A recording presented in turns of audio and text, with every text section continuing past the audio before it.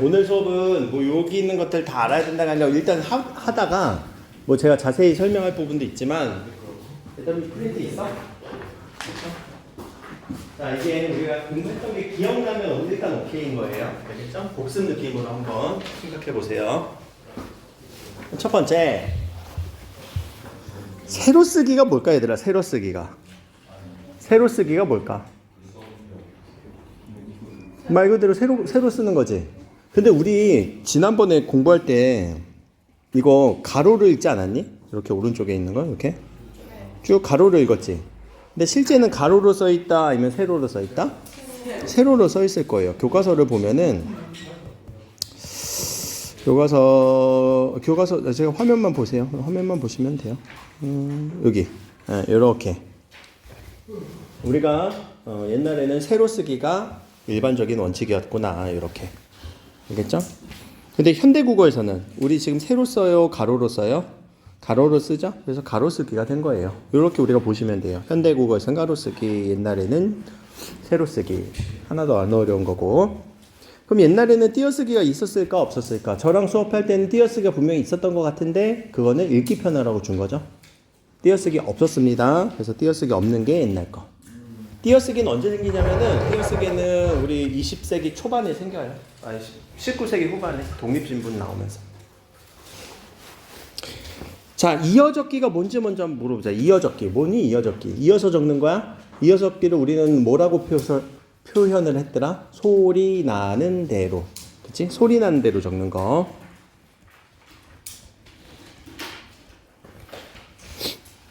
소리 나는 대로. 근데 요 이어적기라고 하는 이 이름이 나중에 이어쓰기 뭐 조금 헷갈릴 수가 있는데 그거 좀 분명하게 여러분들이 구분을 하셔야 돼서 이름을 조금만 다시 설명을 하면 이어라는 글자가 연이에요. 연의 느낌 혹시 알아? 연결되다, 이어지다. 철이라고 하는 게 적기예요. 그래서 연철이라고 해도 되고요. 이어적기라고 하셔도 돼요. 확실하게 의미를 구분하실 사람들은. 그럼 이건 언제? 중세국어에서는 그랬다고요. 분철은 뭐겠니? 끊어서. 그래서 이거는 우리 맞춤법이랑 비슷해요. 맞춤법. 그래서 맞춤법하고 비슷하다. 우리가 맞춤법인데 소리 나는 대로 적으면 아유 너 맞춤법도 모르냐 받아쓰기도 못하냐 이러잖아. 근데 사실 우리 국어의 맞춤법은요. 분철 끊어 적기도 하지만 소리 나는 대로 적기도 합니다. 요게 요렇게 요 조금 들어가 있는 것도 있는데 그거는 우리가 아마 이번 달 말쯤에 수행평가 일단 다 끝나고 이제 맞춤법 수업하면서 다시 자세하게 설명해 드릴게요. 그러면 어디가 이어적기가 됐었어? 여기지. 말씀이라고 하는 미음이 이어졌었고 놈이라고 하는 글자가 요렇게 이동한 거고 따름이라고 하는 글자가 요렇게 갔었던 거예요 라는 정도로만 여러분들이 파악할 수 있으면 되는 거고요. 자, 성조라는 말은 무슨 느낌이었니? 성조 언제 찍어준다고요? 높낮이. 그쵸? 높낮이. 그때 찍는 점 이름을 뭐예요? 방점을 찍습니다. 그래서 높낮이는 평평한 게 있어요. 낮은 거. 평성, 낮은 소리. 거성은 거 3개 내주세요. 높은 소리. 상승시켜주세요. 상성. 그래서 점을 안 찍어요. 점을 2개 찍어요. 점을 1 찍어요. 라는 거. 뭐 자꾸만 시선이 다른 데 가고 있구나. 저번에 제가 요거는 몰라도 괜찮아 라고 했던 건데 입성은 뭐냐면 여기서 뚝 떨어지는 소리라고 얘기를 하거든. 근데 요거를 문제 내기는 저도 뭐 만약에 출제한다면 이거 되게 힘들어서 출제 안 할 것 같아요. 입성만큼은. 근데 입성이 어떤 거냐면 얘들아 요 기역과 디귿과 비읍 소리가 기 여기 그 소리가 아니라 무슨 소리야? 이 소리야. 디귿은 느 소리고 비읍은 뿌 소리야. 그래서 빨리 끝난 소리 이렇게 으 소리야. 이런 소리가 입성인 거예요. 알겠죠? 자, 요거 8종성법은 좀 우리가 알고 있어야 되는데 8종성법은 8가지 8개만 어느 자리에요? 종성의 받침에. 그래서 종성의 받침에 8가지만 쓸 거예요 라는 겁니다. 그러면 우리 요 8개를 외워야 되겠네. 그러면 어떻게 외울 거냐면 야 기억부터 시작해보자. 우리 자음 기억부터 시작하면 어떻게 돼? 8개만 세워볼까? 기억, 니은, 디귿, 리을, 미음, 비읍, 시읒, 이응 끝. 알겠지? 그냥 순서대로 이응까지 해서. 그러니까 뭐 가느다란 물방울처럼 음절의 끝소리 규칙 이렇게 외울 필요가 없단 말이야. 그냥 8개인데 여기 있는 이응이 중요합니다. 여기 이응은 어떤 이응이에요? 꼭지 있어요? 꼭지가 없어요? 꼭지 있어요. 그러면 소리가 있어요? 소리가 없어요? 있어요. 알겠죠? 여기 음가 있는 소리 있는 이응을 꼭 쓰셔야 됩니다. 8가지 쓰세요 했는데 그냥 이응 쓰면 틀리는 거야. 자, 사마띠 할 때 그러면 여기가 원래는 자 시옷을 쓸 수 있다 없다? 있다. 근데 원래 이 글자는 뭐였다? 치읓이었다. 그럼 치읓은 팔종성법에 치읓에 들어가요? 안 들어가요? 안 들어가요. 그래서 시옷으로 쓰여요. 이 얘기가 어떤 글자냐면 우리 꽃이라는 글자를 한번 이렇게 얘기해 봅시다. 꽃, flower. 지난주에 그 예배 시간에 그거 지난주인가? 너는 꽃이야, 흥이야. 너무 좋아갖고 요새 플레이리스트에 담아놓는데 그 예배 워십팀이 와갖고 우리 노래 불러줬잖아. 너는 꽃이야. 근데 우리 꽃이라고 하면 얘들아 받침에 요 치읓 소리는 뭘로 나니? 치읓 나니? 꽃이래? 디귿으로 끝나지? 그러면 우리 현대국어에서는 치읓을 써줄 수가 있지만 옛날에는 아니 치읓 소리를 실질적으로 안 나. 소리 나는 대로 쓰다 보니까 세종대왕이 그냥 디귿으로 써라. 그렇게 했던 게 팔종성법이에요. 치읓으로 원래는 치읓 글자지만 그거를 우리는 디귿으로 써라. 실질적으로 치읓 소리가 안 나니까. 그래서 8개만 써도 충분하다라고 얘기를 하셨어요. 그래서 그걸 팔종성법이라고 보통 얘기를 하고요. 원래 요 시옷 글자는 요 치읓 글자가 온 겁니다. 그럼 얘는 어떤 글자냐면은 사마치다의 글자예요. 사마치다라는 글자가 원래 어원이고 얘가 우리는 뭐라고 해석하니? 우리 어디에 어느 부분에서 사마띠가 나왔던 거지? 다라마삼이 등고개에 달아 서로 사마띠 아니할세. 사마띠 아니할세. 그러면 그 뜻은 뭐였어요? 통하지 않아서. 그러면 통하다의 원래 어원은 사마띠라고 했는데 이게 없어진 글자인 것 같아 보여요. 근데 일부 보면은 어원이 사무치다라는 단어가 있어요. 우리 국어에 사무치다. 여러분들 가슴 속에 사무친 한 없니? 할 때 그 사무치다. 그래서 사무치다라는 말도 어떻게 보면 가슴 속을 통해서 가슴 속 뭔가를 통하여 가슴 속에 이렇게 들어가 있는 느낌이잖아. 그래서 사무치다의 어원이긴 합니다. 근데 뭐 그거까지 알 필요는 없고 그러면 이 치읓은 여기에 쓸 수 있다 없다? 옛날에 없다. 그래서 치읓이 아니라 시옷으로 쓰였다. 그게 팔종성법이에요. 팔종성법이고 오른쪽에 먼저 보고 갈게요. 자, 소멸된 의문입니다. 그래서 그 의문의 글자의 이름을 예디응, 반치음, 여린이은, 순경음, 비읍, 그리고 아래야 까지 여러분들이 요 글자들의 이름은 아셔야 되고요. 자, 요 비읍 같은 경우는 비읍 플러스 이응이 합쳐진 글자예요. 소리 없는 이응이 합쳐진 글자예요. 그러면 요 순경음, 비읍은 이 친구는 처음 창제한 28자에 들어갈까 안 들어갈까? 없지. 창제된 글자는 아님이에요. 창제 28자에 포함된 글자는 아니에요. 순경은 비읍은. 왜냐면 비읍과 이응이 더해진 글자니까. 이 글자를 또 왜 설명을 하냐면 창제 글자가 아니야 라고 하는 거랑 함께 비읍 더하기 이응이라고 했었죠. 그럼 이 비읍 더하기 이응을 우리는 왼쪽 아래 쭉 넘어가다 보면은 여기 연서라는 글자가 하나 있어요. 연서. 이름 예쁘지? 연서. 그럼 연서라는 걸 우리는 이렇게 순경은 비읍은 연서법에 의해서 만들어진 글자거든요. 쓰는 글자거든요. 그럼 연서는 무슨 뜻일까? 또 한번 파악해 봅시다. 우리 앞에서 위에서 연 하나 했었어. 이어. 오케이? 이어라는 글자 하나 했었지. 이어가 연이라고. 그럼 이어야 이거는. 서는 뭘까? 우리 서명하다, 쓰다. 그래서 이게 이어쓰기예요. 제가 이렇게 오히려 설명해서 헷갈릴 수도 있는데 이어적기, 이어쓰기 구분하셔야 된다고요. 이거. 이어적기는 소리 나는 대로 적는 거, 이어쓰기는 글자를 합쳐 쓰는 거.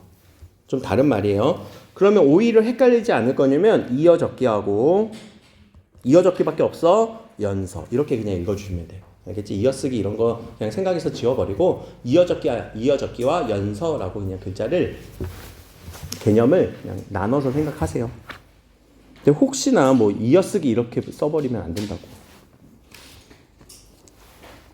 요렇게 쓰는 거야. 비읍을 밑으로 이어서, 이응을 밑으로 이어서 쓰는 게 연서야. 그럼 옆으로 쓰는 거는 병서. 즉 나란히 쓰기. 근데 요 글자는 했었어요. 요렇게 우리 두 글자씩 섞어서 쓰는 거. 자음 두 개를 섞어서 쓰는 거는 합쳐서 사용하세요. 합쳐서 사용하세요. 다른 자음 두 개 이상. 각자는 같은 글자, 같은 글자를 같은 자음으로. 그래서 같은 자음으로 쓰는 건 각자병서, 같은 자음. 합쳐서 사용, 다른 자음은 합쳐서 사용, 합용병서. 그래서 이 합용병서라는 개념이 나왔었죠. 어디에서요? 어두자음군이라고 하는 요 뜻이라는 요 글자에서 나왔었죠. 부뜻 이렇게 우리가 했었잖아. 그래서 요 표기는 합용병서, 요 소리는 어두자음군, 요렇게 우리가 공부를 했었던 거죠. 소리의 개념으로는 어두자음군, 쓰기 표기의 개념으로는 합용병서. 기억이 나니? 기억나면 괜찮아. 기억나면 오케이. 기억 안 나면 그 부분을 다시 한번 오늘이나 내일 아마 여기 제가 수업 시간이나 오면은 게시를 할 것 같아요. 내일 수업 있는 거 맞지 우리? 아니니? 아니다. 수요일 날 있구나. 근데 내일 게시할게요. 알겠죠? 그리고 우리 국어 반장 카톡에도 좀 올릴 테니까.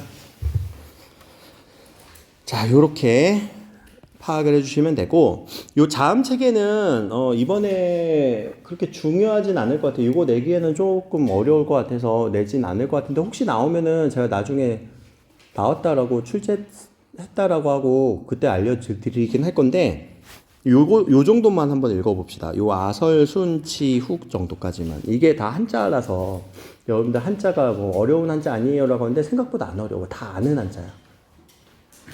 그래서 옛날에 세종대왕이 글자를 만드실 때 요 아설, 순, 치, 후에 따라서 글자를 만드셨거든요. 발음 기관을 형상화해서갖고. 근데 요 설자는 무슨 설자일까? 그치. 혀설. 혀소리. 그래서 혀의 소리. 혀에서 나는 소리. 요 니은 한번 발음해 볼래? 느. 혀가 움직이지? 느. 드도 해봐. 혀 움직이지? 느. 그래서 혀소리라고 하는 거예요. 순자는 뭘까? 입술. 그치. 입술에서 소리 나지? 아니, 소리야 목에서 나겠지만 입술이 움직이면서 나는 거잖아. 치는 뭐게? 치야. 후는 뭘까? 목인 줄 어떻게 알았어? 우리 목 아프면 어디 가요? 그렇지. 입이 인 후과. 입이 인 후과. 이민후? 입이 인 후과. 알겠지? 귀 아프면 어디 가야 돼? 그렇지. 입이 인 후과. 귀 있자니까. 이 아프면 어디 가야 돼? 오케이. 안 속네. 다 아는 글자죠? 아자가 무슨 아자일까? 혹시 요거 아는 친구 모르겠다. 요렇게 생긴 동물이 한 명 있어요. 어떻게 알았냐? 야, 이거 보고 코끼리인 줄 어떻게 알았어? 야, 역시 대단하다. 코끼리. 야, 코끼리 옆에 요걸 뭐라고 하니? 이름을. 상아라고 해? 뿔. 이 뿔을 뭐라고 해? 상아라고 해. 상자는 무슨 상자게? 오, 잘한다. 야, 이때 아자가 이 아자거든요. 그럼 여기를 우리는 뭐라고 하면 코끼리의 어금니라고 해요. 그래서 어금니 아자예요. 그럼 이 아는 뭐라고요? 어금니. 그러면 이 아는 어디서 소리 나는 거겠어? 어디서 소리 나는 거겠어? 어금니에서 소리 난대. 그 한번 발음해 볼래? 여기 쪽에서 소리 나지. 이럴 때, 이럴 때. 근데 어금니가 이게 우리는 지금 우리 현대국어에서는 여린 입천장이 돼요. 여린 입천장. 지금 현대국어에서는 여린 입천장 소리라고 한단 말이야. 현대국어에서는. 그래서 그렇게 좋은 위치, 좋은 방법 이런 것들을 가지고 글자를 만드셨어요. 그래서 요 5 정도는 그냥 우리 좀 지식적으로 알아두자. 야, 어떻게 저 3자 2개만 보고 3자 2개만 보고 코끼리가 나오냐? 잘한다.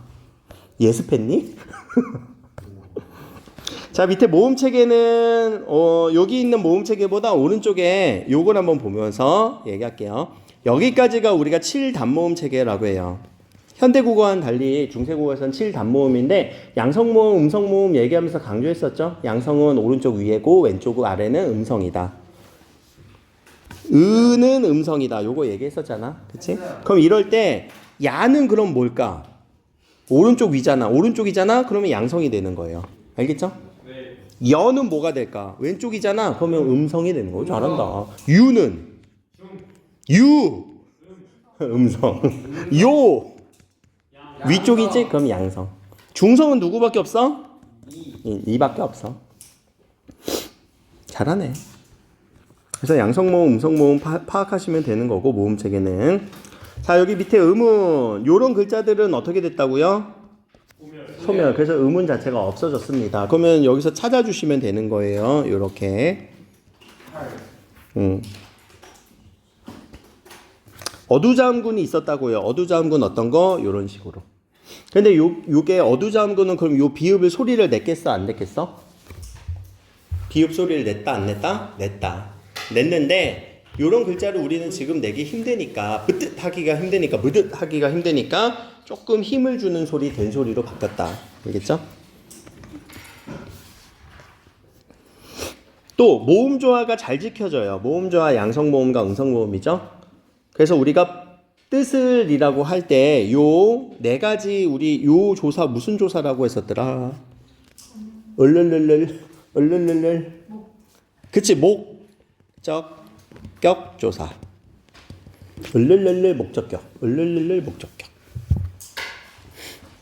근데 요 목적격 조사는 요 뜻 뒤에 어떤 글자가 올 수 있어요? 여기에 올 우리 목적격 조사를 찾아보세요 하는 게 더 중요하다고 했죠? 그러면 여기 디귿에 받침이 있으니까 뒤에 이응을 써야 돼, 리을을 써야 돼? 있으면 글자가 올 수 없는 거니까 이응. 그리고 은은 여기 은은 음성이에요, 양성이에요? 음성. 그래서 을을 쓰는 거예요. 이렇게 목적격 조사 찾을 수 있겠죠? 그럼 여기는 자 글자 소리가 있는 거예요, 없는 거예요? 짱. 없는 거죠? 요거 우리가 한자에서 28짱을 만들어니 28자를 만들어니 그럼 소리가 없으니까 이응을 쓸 거예요? 리을을 쓸 거예요? 소리가 없으면 리을을 써주는 거예요. 그리고 여기를 보니 자 요거 아래아네요. 아래아는 양성이에요? 음성이에요? 아래아 양성. 그래서 르를 쓰는 거예요. 그렇게 해서 찾아낼 수 있으면 요 을르르르과 관련된 문제는 한 문제 내지 않을까? 나라면 낼 것 같고 내자고 간청을 할 것 같고 할 수 있지? 네. 어려워요. 어려워? 할 수 있으니까 낼게. 어려워? 어려우니까 더 내야 되겠다. 그런 거 있어? 여기 있어. 그리고 얘네들은 요거 고3 때까지 막 여러분들 괴롭히래요. 그러니까 미리 한번 해놓으면 괜찮아. 국외음화는 없었어요. 두음 법칙도 없었어요. 우리 중세국어에서 알았죠? 그럼 찾아보자. 어디가 국외음화가 없었던 거야? 펴, 디, 옮기, 디. 그럼 두음 법칙이 없었던 곳은 어디야? 님금, 니르고자. 두음 법칙이 뭐였지? 얘들아? 리은 소리가 원래 있었는데 써, 안 써? 안 써. 그래서 그냥 이응으로 표기만 하는 거잖아. 그치? 리을 소리가 있었는데 이응으로 표기하는 거잖아. 그치? 얘 탈락시켜갖고. 요 니은 소리가 없어진 게 뭐냐면은 자 우리가 남여라고 해요. 남여라고 해요. 여. 근데 이 여자를 앞으로 오면 여성이라고 하죠. 요렇게. 요런 게 두음 법칙이잖아. 그치? 요 리을은 여러분들 마음은 선량해요, 선양해요? 선량하죠. 근데 요 양자를 앞으로 가면 여러분들 양심이 있어요, 량심이 있어요? 요게 다 두음 법칙이고, 뭐 마지막 두음 법칙은 탈락은 아니고 리을 소리를 발음하기 쉽게 니은으로 바꿔주는 거지.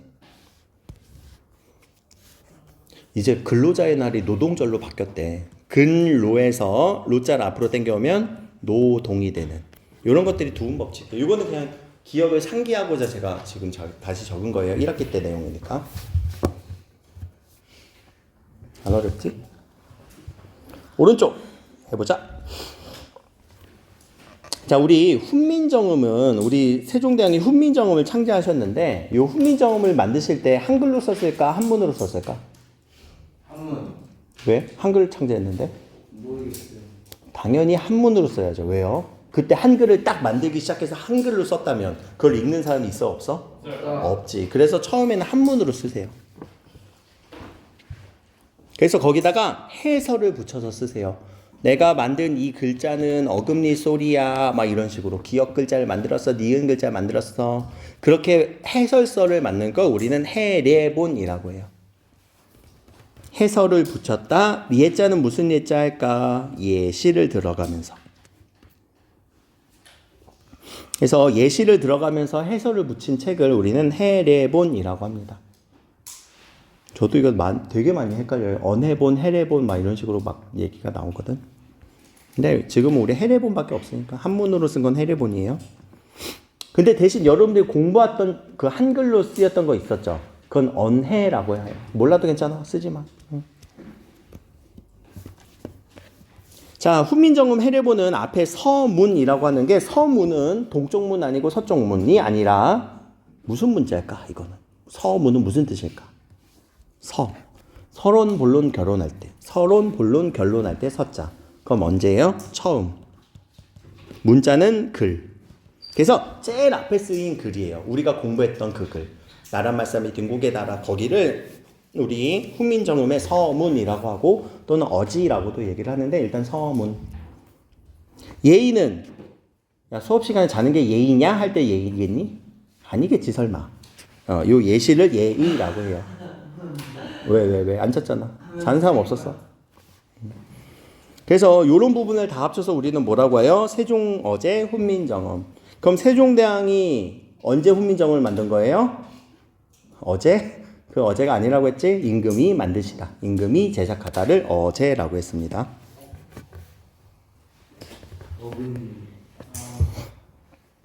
자, 요거 새로 28자를 만드는 거는 우리가 세종대왕의 어떤 창조 정신을 볼 수 있는 건데 세종대왕이 창조 정신을 여기다 넣었어 이게 아니라 후대에 우리 사람들이 보기에 아, 세종대왕이 이런 정신 이런 부분이 되게 뛰어나신 분이구나라고 되게 우리가 예찬을 하는 부분에서 창조정신이라고 이렇게 되게 칭찬을 하는 건데 그러면 창조정신뿐만 아니라 다른 부분들도 좀 볼 거예요. 어떤 부분이 있냐면 우리 세종대왕의 4대 정신이 있거든요. 4대 정신. 근데 최근에는 5대까지도 막 늘어나기도 해. 막 어떤 부분에서 뭐 이렇게 좀 세종대왕도 여기 세종대왕 훈민정음을 쭉 연구하신 분들은 야, 세종대왕도 그 아재 개그 하는 걸 좋아하셨어. 뭐 이렇게 라인 맞추면서 쓰기도 하셨어. 뭐 그런 것까지도 나온 것 같아요. 최근에 보니까. 근데 그래도 공식적으로는 우리가 훈민정음에서 보이는 요 4대 정신, 4가지의 큰 정신이 있는데 첫 번째 나왔던 게 여기 28자를 만드셨어요. 만들었다라는 부분 때문에 우리는 창조 정신을 여기서 발견을 합니다. 되게 뛰어나신 분이구나. 이런 창조에 있어서. 그래서 창조 정신. 요거는 지금 프린트에 나왔던 얘기죠. 두 번째는 처음 부분이에요. 중국과 다르다라는 걸 인식하신 거예요. 우리나라 말은 중국과 달라라고 하는 이 부분은 자, 우리나라는 중국과 다르다라고 하는 자기 주체성을 느끼신 거거든요. 자기 주체성을 느끼셨어요. 무슨 정신일까? 자주 정신. 자주라는 단어가 뭐라고요? 자기 주체성. 자신이 주체적이다. 나는 다른 사람과 다르다. 이게 자주 정신이에요. 두 번째고요. 자, 내가 이를 위하여 어여삐 여겼어요. 누구를 어여삐 여겼어요? 그 불쌍한 백성들을요. 백성들 아유 불쌍해 라고 느꼈던 이런 부분을 우리는 무슨 정신이라고 했을까? 백성, 민자를 써요. 민, 어떤 정신이에요? 백성을 불쌍히 여겨요. 백성을 불쌍히 여겨요. 근데 그 불쌍한 마음도 백성을 사랑하기 때문에 나오는 거거든요. 그래서 애민 정신이라고 해요. 애자는 무슨 애자? 사랑할 애자. 애정을 가져야지 그 사람이 불쌍해 보이거든. 안 그러니? 맞아요. 그런 마음이 없으면 그런 느낌이 없지. 또 여기 쉽게 내가 익혀줘 편하게끔 해줄게. 여기를 우리는 실용 정신이라고 해요.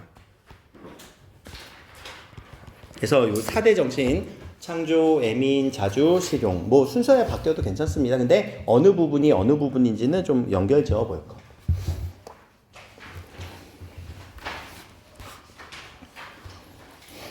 그래서 여기 보면 요 창조 정신뿐만 아니라 4대 정신이었던 애민, 자주, 실용 그리고 창조 정도까지도 같이 알고 계시면 좋지 않을까. 꼭 공부해야 되는 부분이기도 해요. 사실 요 부분. 자, 밑에 소리 나는 대로 적는 걸 뭐라고요? 소리 나는 대로 적는 거. 이어적기. 현대국어에서는 그렇게 적어 안 적어? 안 적어. 우리 어법을 지켜서 적죠. 요건 이제 맞춤법에서 할 거니까 꼭 기억을 좀 해주시고. 자, 넘어가서 우리 의미의 오른쪽에 의미 변화부터 한번 해봅시다. 의미의 변동 안에 세 가지 유형이 있다고 했어요. 첫 번째 확대되거나, 두 번째 축소되거나, 아니면 아예 다른 쪽으로 이동하는 경우. 확대하거나 축소하거나 이동하는 경우.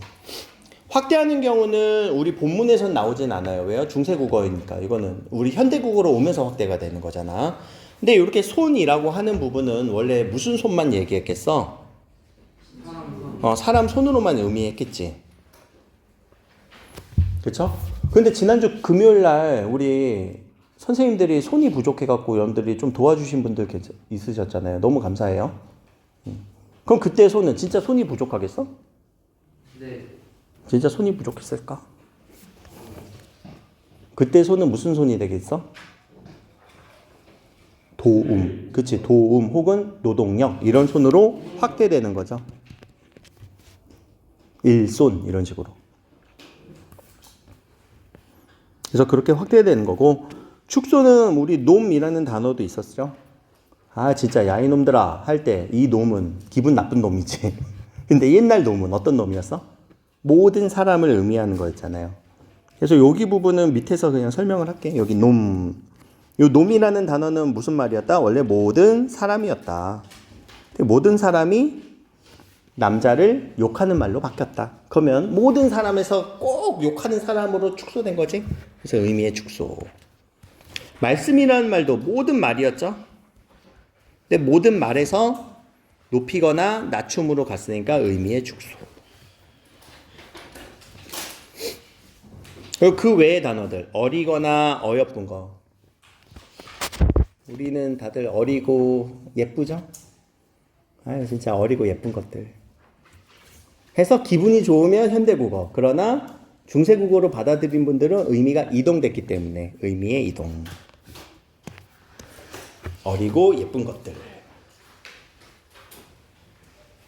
이런 것들 의미 이동이었다라는 거 파악해 주세요. 밑에 요 어두잠군은 아까 얘기했었죠. 여기 있었던 요 글자가 어두잠군의 영향으로 우리가 조 플러스 쌀이 좁쌀이 돼버렸다. 근데 히읗종성 체언이라는 것도 있어요. 히읗종성 체언은 본문에서 나오진 않았는데 요 히읗 소리가 여기 숨어 있다. 여러분들 암 플러스 닭인데 암컷의 닭인데 암닭으로 써요? 암탉으로 써요? 닭으로 써요. 왜냐면 요 디귿 글자가 축약이 돼버려요. 그럼 히읗 소리가 숨어 있었다는 얘기야. 여러분들 고기 먹을 때 비계가 좋아요? 살코기가 좋아요? 둘 다 좋아요. 나도 좋아. 둘 다 좋아. 적절하게 지방도 있어야 되거든. 근데 살 플러스 고기 하면 살고기인데 살고기라고 발음 안 하죠. 살코기. 그치. 그러면 여기에 히읗이 있었을까 없었을까? 있었다라는 얘기예요. 빵이 유시우. 그래서 요 암, 수 이런 식으로 우리가 수탁도 마찬가지야. 수흐탁이에요. 그래서 얘가 탁으로 가요. 요거 알고 있으면은 나중에 우리 그거 할 때 되게 편하다. 우리 맞춤법 할 때 되게 편해. 히읗정성처럼. 내가 오늘 또 퀴즈 내볼게. 얘들아, 병아리를 우리가 감별을 했는데, 얘가 암병아리래. 그럼 암병아리가 우리 맞춤법에 맞을까? 요게 맞춤법에 맞는 걸까? 암병아리? 아니면 수병아리? 이게 우리 맞춤법에 맞는 걸까? 암병아리, 수병아리? 힌트, 히읗이 숨어 있다. 실제 한번 찾아볼게.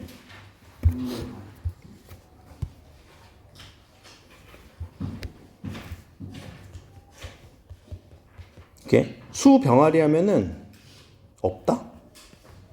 없다? 그럼 여기 병자는 무슨 글자로 바뀌었겠어? 히읗 글자가 있으면?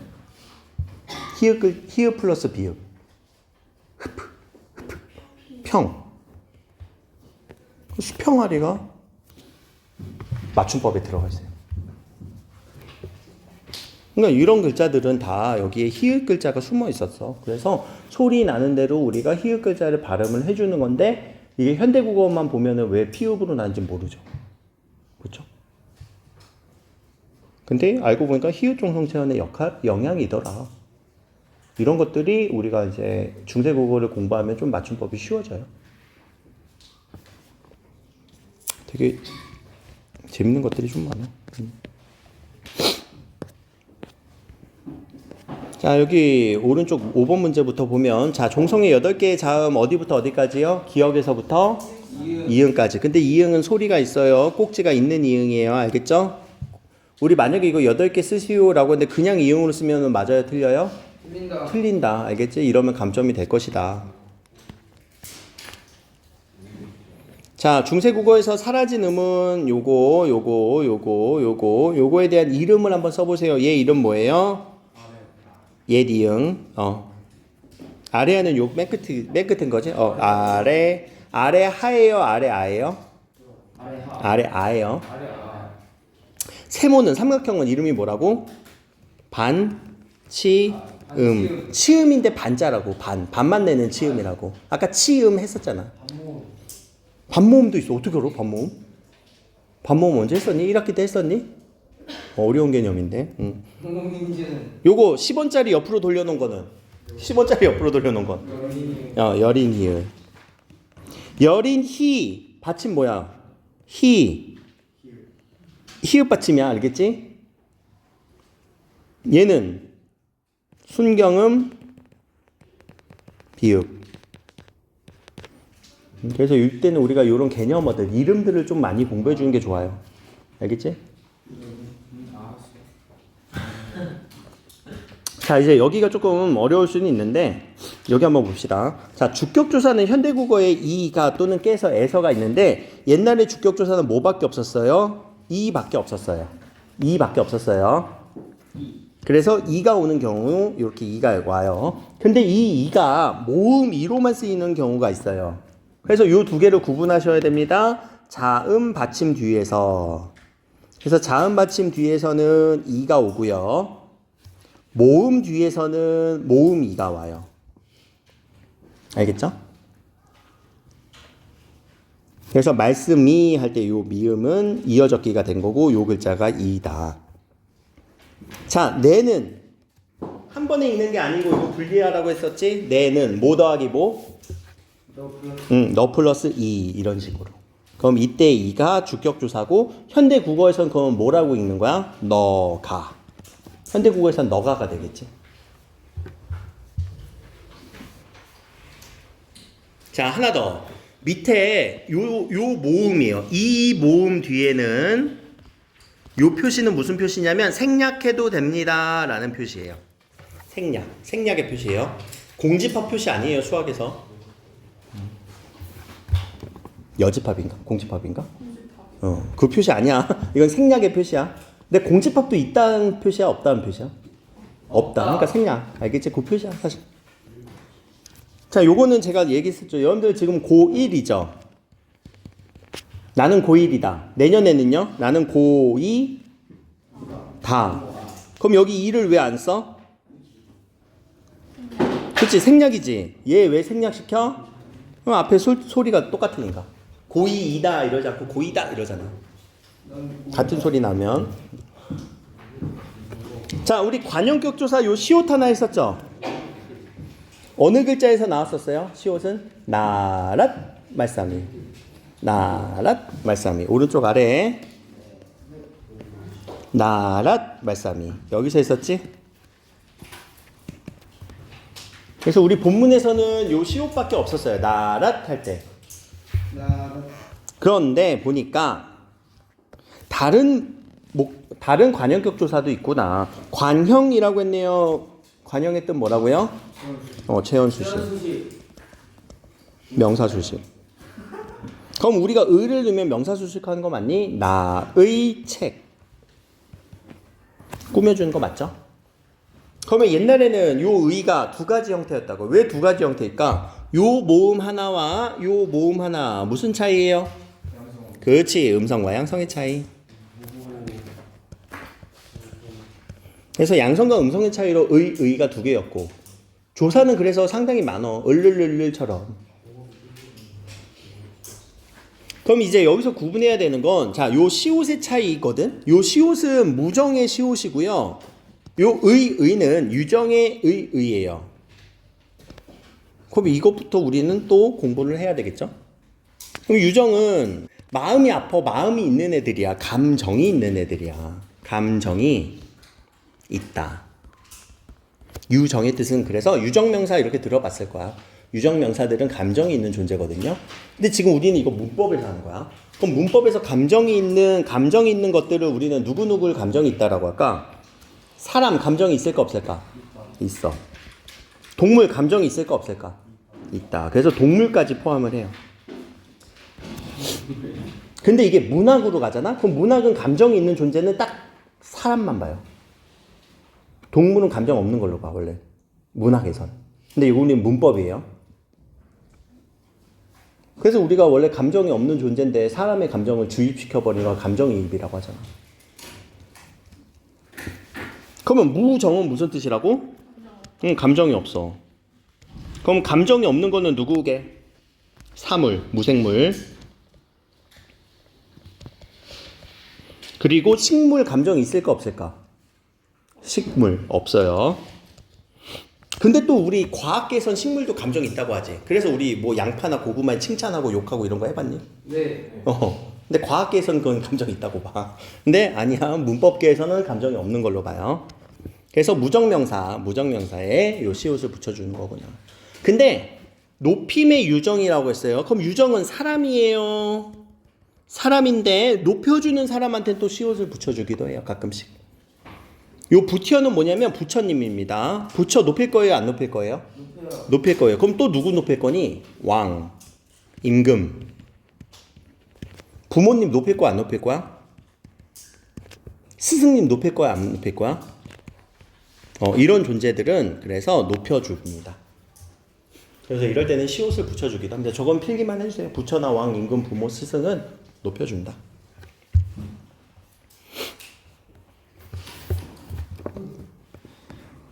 자, 밑에 을를를은 아까 했었죠? 을를를.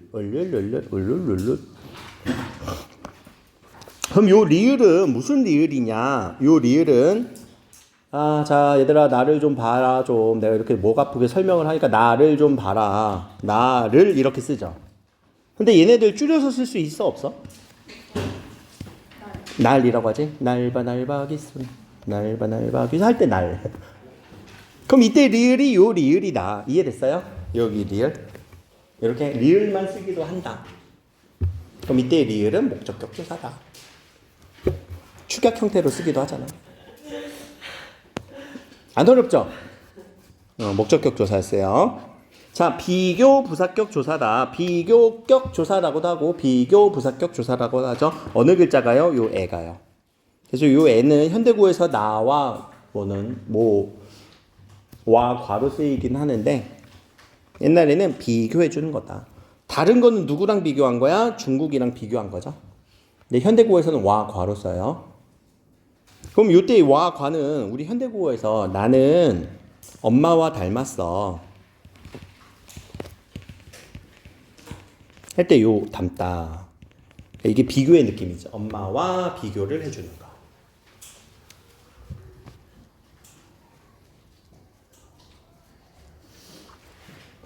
자, 여기 명사형 어미인데 명사형 어미예요. 그래서 요 부스 그럼 요것도 지금 과 옴이 두 가지네. 왜 이런 차이가 발생했겠어? 그렇지. 요거 음성일 때는 양성일 때는 네, 현대국어에서는 음기로 간다. 음기.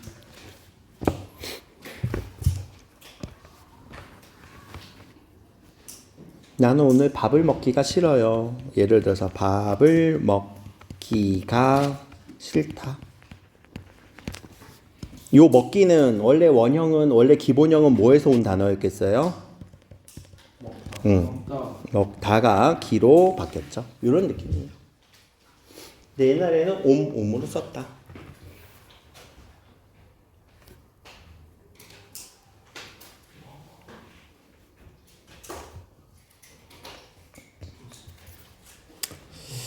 다 설명했고 오른쪽 아래 어두자음군 이렇게 했죠. 어두자음군 2개 이상 자음은 어두자음군 뜻. 여기까지가 이제 오늘 이거 간단하게 정리하려다가 그냥 1시간 다 투자해서 원래 한 10분만 정리하고 넘어가려다가 여러분들 복습했는데 혹시 기억이 나나 그런 거 한번 복습 겸해서 수업을 한 겁니다. 그렇죠? 우리가 뭐 널널해서 지금 진도를 느려뜨릴 수는 없어요. 우리 되게 진도가 조금 느리거든. 여기까지다. 그래서 여기까지 내용을 제가 영상으로 올려서 내일 게시를 할게요.